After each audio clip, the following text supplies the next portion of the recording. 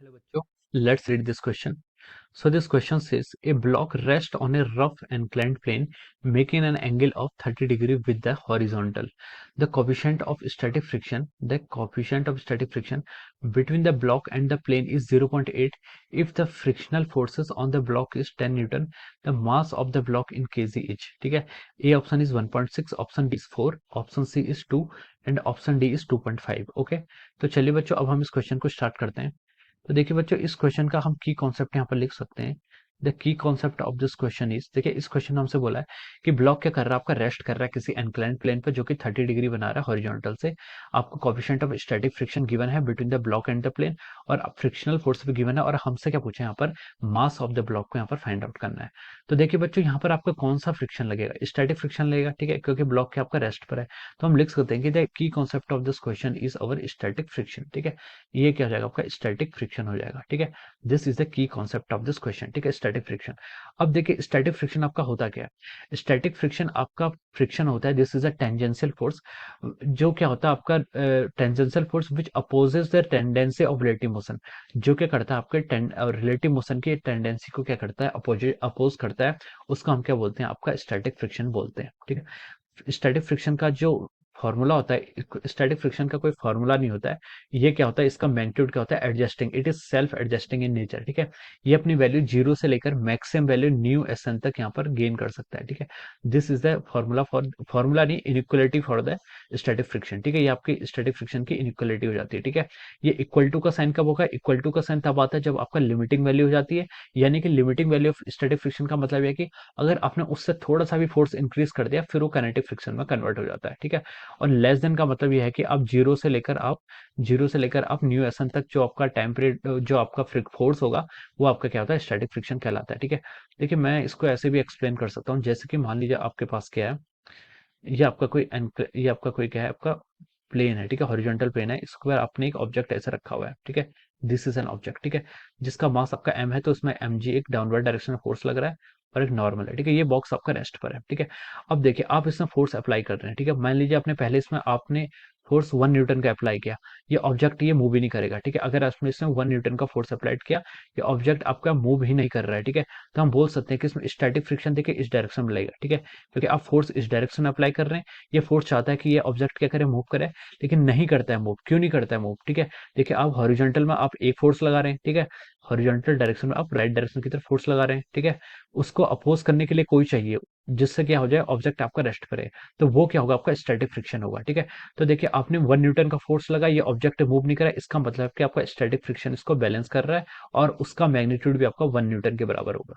ठीक है, अब फिर आपने देखिए फोर्स को थोड़ा और इंक्रीज किया, आपने फोर्स को 1 न्यूटन से 2 न्यूटन में कन्वर्ट कर दिया। ठीक है, आपने फोर्स थोड़ा इंक्रीज कर दिया, आपने फोर्स इंक्रीज किया, और आपने देखा कि एफ एस ये बॉक्स अभी भी मूव नहीं कर रहा है, बॉक्स अभी भी मूव नहीं कर रहा है, इसका मतलब अब आपका जो स्टैटिक फ्रिक्शन है उसने अपना मैग्नीट्यूड कितना कर लिया, 2 न्यूटन कर लिया। फिर आपने सिमिलरली अपने फोर्स को बढ़ा के 5 न्यूटन कर दिया। ठीक है, बॉक्स अभी भी मूव नहीं कर रहा है, तो इसका मतलब है कि जो आपका स्टैटिक फ्रिक्शन है वो आपका अपना क्या है, सेल्फ एडजस्टिंग मैग्नीट्यूड का, उसने अपने मैग्नीट्यूड को क्या कर लिया, 5 न्यूटन कर दिया।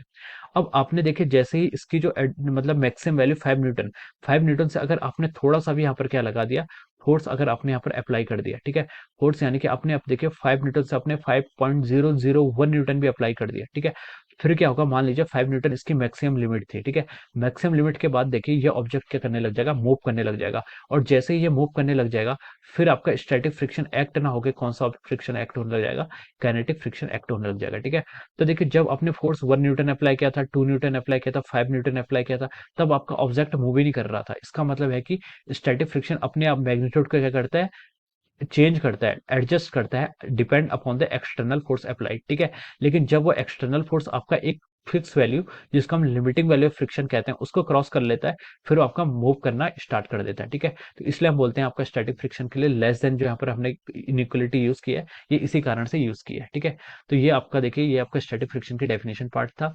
अब चलिए अब हम क्वेश्चन पर आते हैं, क्वेश्चन को स्टार्ट करते हैं।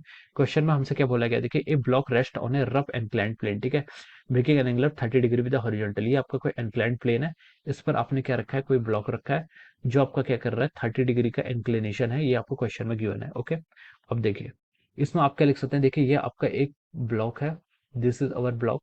ठीक है, इसका मास क्या है, देखिए इसमें आपका फोर्स ड्यू टू ग्रेविटी के कारण क्या लगेगा, डाउनवर्ड डायरेक्शन में, जिसको हमने mg बोल दिया। और यहाँ पर एक इसमें अपवर्ड डायरेक्शन फोर्स लगेगा, जिसको मैंने क्या बोल दिया यहाँ से, नॉर्मल बोल दिया, ठीक है।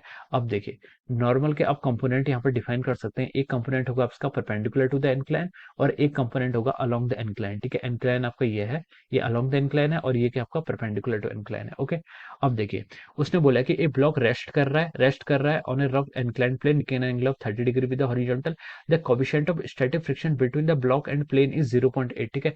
यह इस सरफेस का जो आपका स्टैटिक फ्रिक्शन है न्यू एस, ये कितना गिवन है आपको, 0.8 न्यूटन, सॉरी 0.8 गिवन है। If the frictional force on the block is 10 newton, अगर बोल रहा है कि फ्रिक्शनल फोर्स 10 न्यूटन है, तो हमें मास ऑफ द ब्लॉक यहाँ पर कैलकुलेट करना है। फ्रिक्शनल फोर्स देखिए उसने आपसे बोला है कितना है आपका, 10 न्यूटन है।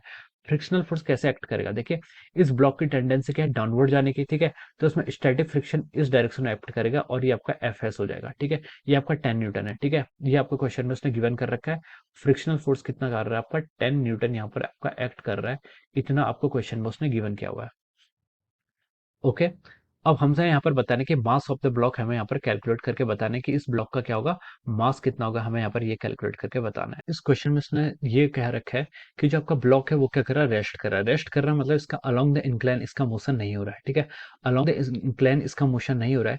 इसका मतलब आप देखिए जो आपका फ्रिक्शनल फोर्स होगा एफ एस, ठीक है, ये फोर्स आपका किसको कंपनसेट करेगा, आपका एम जी साइन थीटा, ठीक है।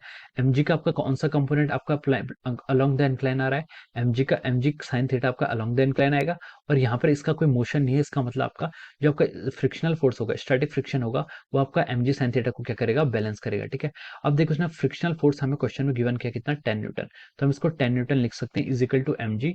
एम आपको क्वेश्चन में एम को फाइंड आउट करना है, जी की वैल्यू आपकी 10 गिवन है, और साइन 30 की वैल्यू आप यहाँ से आपसे 1/2 ऐसे लिख सकते हैं, ठीक है।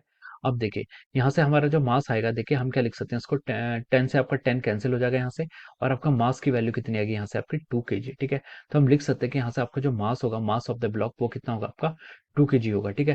ठीक है, 2 kg आपको ऑप्शन सी में गिवन है, ठीक है। 2 kg आपको ऑप्शन सी में गिवन है। So we can write down that option C is the correct answer, ठीक है। ऑप्शन सी क्या है इसका करेक्ट आंसर होगा इस क्वेश्चन का, okay. Option C is the correct answer of this question, okay. So I hope you all understood this concept. All the best and thank you so much.